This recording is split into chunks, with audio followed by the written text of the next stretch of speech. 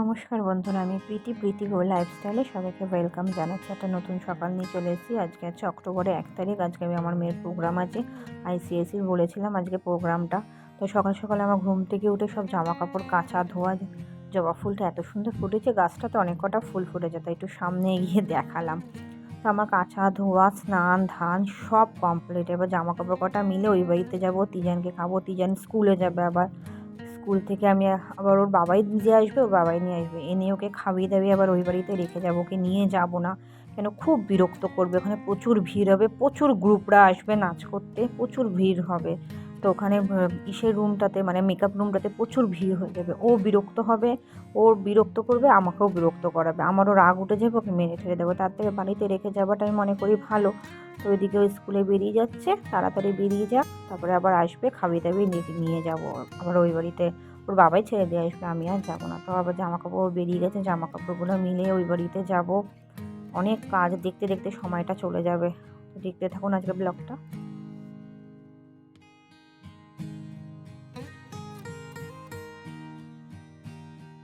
সকালে রান্না বান্না কিছু দেখালাম না, তো দুপুরের থেকে স্টার্ট করলাম। একটা পুঁটি মাছ নিয়েছে আর যেটা গলদা চিংড়ি। তো চিংড়ি মাছটা আজকে করবে না, রেখে দেবে। পুঁটি মাছের ঝাল করবে, আর এটা মূলার ডাঁটা চচ্চড়ি, আর হচ্ছে চাল কুমড়ো ভাজা করবে, আর ডাল ভাত তো হয়েই গেছে।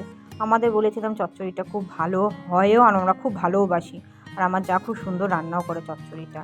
তো ওইদিকে চচ্চড়ি আর হচ্ছে গিয়ে চাল কুমড়ো ভাজা হয়ে গেছে। বাচ্চাগুলোর জন্য একটু আলু ভাজা। এদিকে তিজান স্কুল থেকে চলেছে, তিজানের স্নান ধান সব কমপ্লিট, কিন্তু ওই স্কুল যাওয়ার আগেই সব করে নিয়েছে, যেহেতু আজকে আমি বেরিয়ে যাবো তাড়াহুড়া করে। পুঁটি মাছগুলো সব ভেজে রেখেছে, মশলাও কষানি হয়ে গেছে, তিজানের খাওয়ানোও হয়ে গেছে। মান্টুকে খাওয়াতে বসেছি, তারপরে মান্টুর খাওয়া হয়ে গেলে আমি খেয়ে বেরিয়ে পড়বো আবার দুগ্গা করে। অনেকটা পথ যেতে হবে, আবার মেট্রো করে যাবো ভেবেছিলাম, তো মেট্রো করে তো আর যায়নি। ওর বাবা উবের বুক করে দিয়েছে, ওই উবেরে করে যাচ্ছে। দেখুন এই শাড়িটা পরেছি, কেমন লাগছে আমাকে একটু জানাবেন কমেন্টে, কেমন লাগছে আমাকে। তো একটু সেজে গুজে গেছি, যেহেতু মেয়ের প্রোগ্রাম বলে কথা। উভের এসে দাঁড়িয়ে রয়েছে, আমরা বেরিয়ে পড়েছি এখন। দেখুন ও আলতা পড়েছে, তাই দেখাচ্ছে আমাকে যে মা আমার হাতটা লাল হয়ে গেল। আমি কিচ্ছু হবে না, ওখানে গিয়ে তো মার্কার দিয়ে দেবো। দেখুন আমি একটু সেজে গুজে নিয়েছি, এত রোদ ছিল। এদিকে আরামেই গেছি, এসিতেই ছিলাম, গাড়িটা পুরো উভেরটা এসিই ছিল, কোনো অসুবিধা হয়নি। তো রাস্তায় এখন রয়েছে, এখন অনেকটা পথ যেতে হবে। এখন হচ্ছে গিয়ে 3:05 বাজে, আমি যখন বেরিয়েছি 3:05 বাজে, আমি 3:45 নাগাদ গিয়ে পৌঁছেছি। ওখানে মেকআপ করতে হবে, অনেক কাজ। মেকআপ আছে, চোখ আঁকা আছে, শাড়ি জুয়েলারি, চুল বাঁধা, তার মধ্যে ওর চুলের যে অবস্থা, চুল বাঁধা, অনেক কাজে দেখতে দেখতে সময় চলে যাবে। আর হচ্ছে গিয়ে 7টার মধ্যে আমাদের স্টেজ দেবে, তো তাড়াতাড়ি করতে হবে। অনেক কটা মেয়ে আছে, বড়রা ছোটরা মিলিয়ে অনেক কটা মেয়ে আছে। তো ওদেরকে তো সাজাতে তো সময়টা লাগবে। 2জন মেকআপ ম্যান এসছে তার মধ্যে।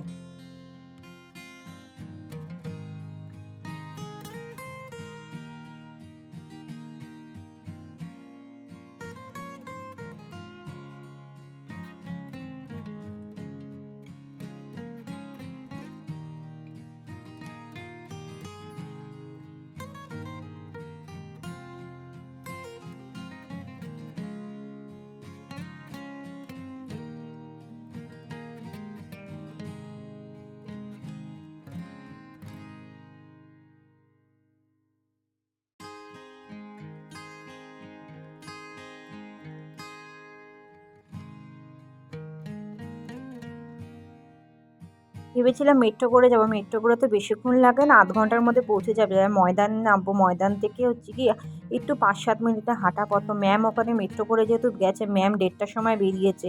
ম্যাম বলছে, আমাকে ফোন করেছিল, বলছে যে আমি আগে বেরিয়ে গেলাম, মেট্রোটা একটু ঝামেলা আছে, মানে মেট্রো খুব লেট করে আসছে।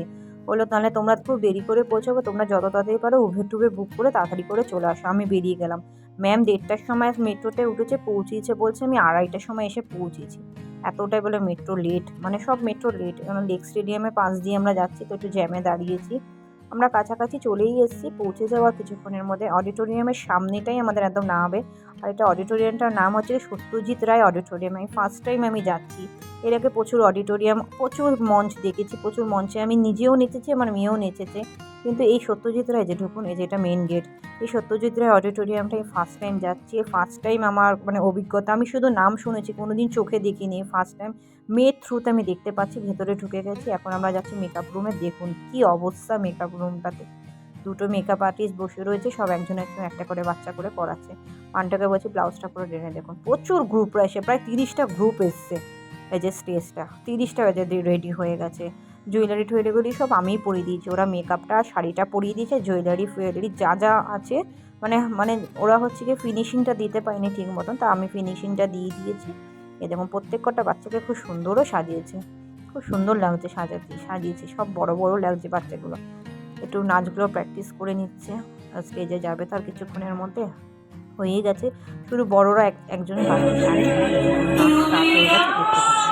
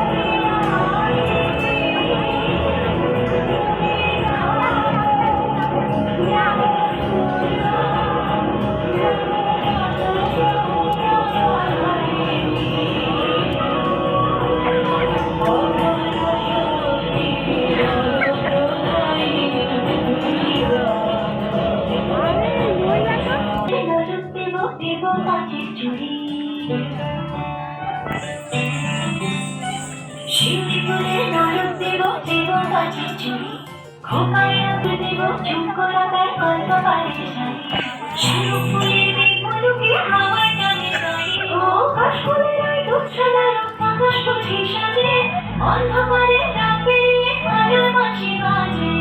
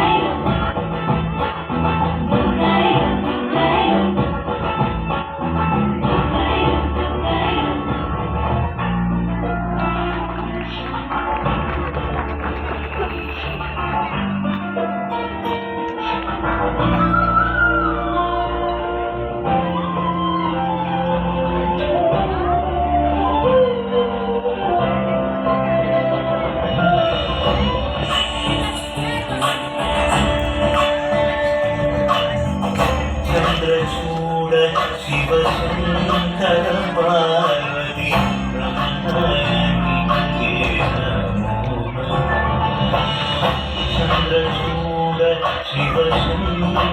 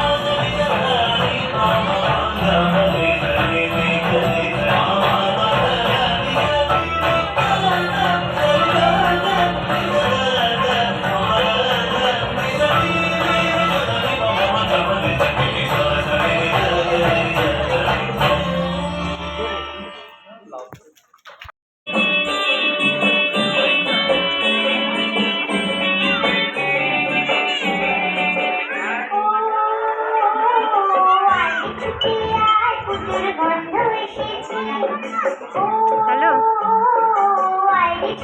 না আসেনি এখনো। হ্যাঁ, ওই যে সার্টিফিকেটটা দেবে তারপরে ছাড়বে।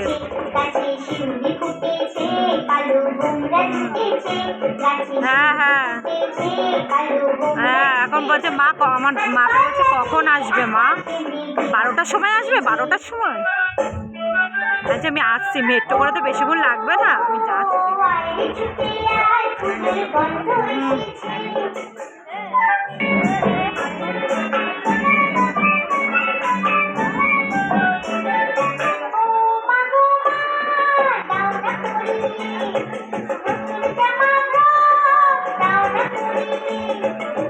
লাস্টে একটা গ্রুপ নিয়েছে যে বাচ্চাদের, ওটা কোন গ্রুপ আমি ঠিক জানি না, আমার খুব ভালো লাগলো তাই একটু ভিডিও করে নিলাম। আর হচ্ছে কি আমরা একসাথে বেরিয়ে পড়েছি, আমি আর পরিণীতির মা। ওটা বলছে দেখুন আমার বলছে আন্টি তুমি ব্লগ করছো, আমি একটুখানি হাই করে দিলাম, ঠিক আছে। আজকের মতন ব্লগটা একটুখানি থাক, নেক্সট ব্লগে দেখা হচ্ছে। আমি এখন বাড়িতে যাব, প্রচুর কাজ আছে, মেয়ের মেকআপ তুলবো, জুয়েলারি তুলবো, প্রচুর কাজ। আজকের মতন ব্লগটা একটুখানি থাক, আমি তাহলে আসছি। আপনারা সুস্থ থাকবেন, সাবধানে থাকবেন, আবার নেক্সট ব্লগে দেখা হচ্ছে, টাটা।